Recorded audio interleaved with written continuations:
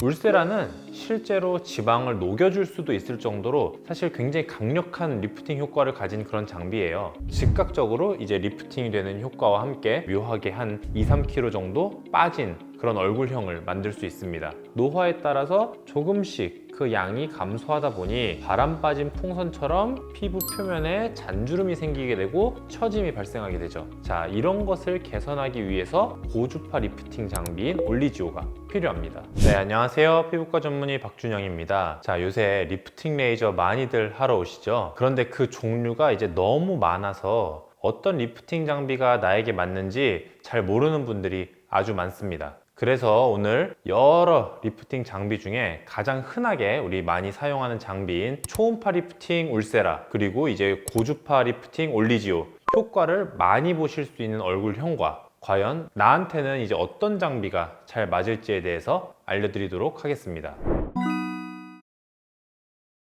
지난번 영상에서 제가 한번 강조해서 말씀드렸던 부분이 있어요. 울세라 하면은 뭐 볼페임이 따라붙는 수식어라고 말씀을 드렸었죠. 울세라는 실제로 지방을 녹여줄 수도 있을 정도로 사실 굉장히 강력한 리프팅 효과를 가진 그런 장비예요. 이를 이용해서 이 이중 턱 라인을 이제 정리를 해주면 즉각적으로 이제 리프팅이 되는 효과와 함께 묘하게 한 2-3kg 정도 빠진 그런 얼굴형을 만들 수 있습니다. 물론 여기 이제 볼살이 너무 없거나 아니면 여기 밑에 피하 지방층이 거의 없는 아주 얇은 그런 피부를 가진 환자분들께는 사실 별로 추천드리지는 않습니다.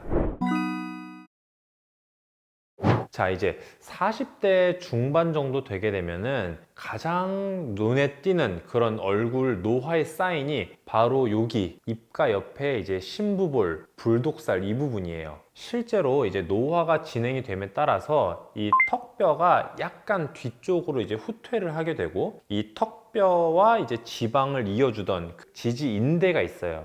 그 인대가 조금 이제 느슨해짐에 따라서 이 심부볼, 불독살이라고 하는 부분이 약간씩 아래로 처지기 시작합니다. 사실 이 불독살이 되게 심하게 처지거나 아니면은 너무 볼륨이 커지게 되면은 사실 뭐 어떤 시술로도 해결하기가 좀 어려워요. 아예 뭐 성형외과 가서 안면 거상 수술을 하거나 확 끌어올리거나 그렇게 공격적인 치료를 하지 않는 이상 말이죠. 자, 그래서 이 불독살이 심해지기 전에 미리미리 울세라를 이용해서 관리를 해주는 것이 필요합니다. 개인에 따라서 이 심부볼은 지방의 양과 그 다음에 피부의 두께에 따라서 팁 선택을 조금씩 다르게 하겠지만 주로 3.0 팁과 뭐 4.5 팁을 이용해서 시술을 하고요. 시술 직후에도 약간의 처짐 개선과 함께 그 심부볼의 볼륨이 약간 줄어드는 것을 직접 눈으로 확인할 수 있습니다. 자, 이렇게 울세라는 시술 직후에도 그 효과를 뭐 직접 눈으로 확인을 할 수 있는데요. 만약에 5년 이상 꾸준히 1년에 한 번씩 받는다면 실제로 그 얼굴형이 울세라를 받지 않은 사람과는 사실 크게 차이가 날 수밖에 없습니다.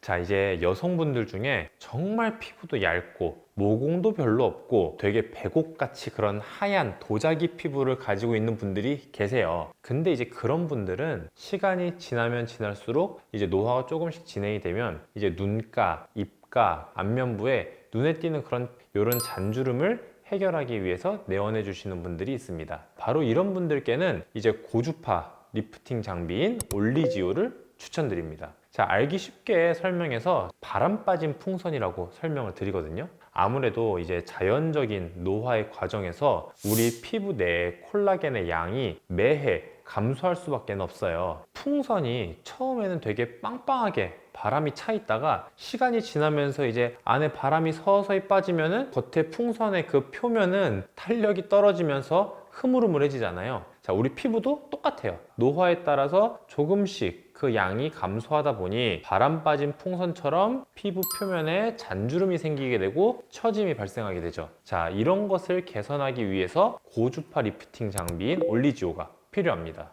자, 고주파 리프팅은 말 그대로 고주파 에너지를 진피 내로 전달해 주는 기기예요. 자, 진피 내에 열 에너지를 가해줘서 콜라겐을 만들어내는 섬유아세포를 자극해주는 원리입니다. 자, 사실 이런 고주파 리프팅 장비가 나오기 전에 제네시스라는 방식으로 잔주름과 탄력 개선을 유도를 했었거든요. 자, 예전에 뭐 레이저를 받아보신 분들은 좀 알 거예요. 피부 표면에 레이저를 쏴가지고 피부 표면 온도를 올려주는 방식이었죠. 자, 그렇게 하면은 어느 정도 이제 진피 내로 열 에너지는 가해지니까 아주 미약하나마 리프팅의 효과가 조금은 있었어요. 근데 이제 실제 진피 내에 강한 열 에너지 그런 자극을 줘야 콜라겐 재생이 일어나거든요. 근데 이 제네시스 방식은 표피 위에서 이제 에너지를 가해주다 보니까 이 껍데기만 온도가 올라가고 막상 그 안쪽에 진피에는 온도가 생각만큼 많이 안 올라가죠. 그래서 괜히 그 껍데기 온도만 올라가니까 화상만 입는 경우가 많았어요.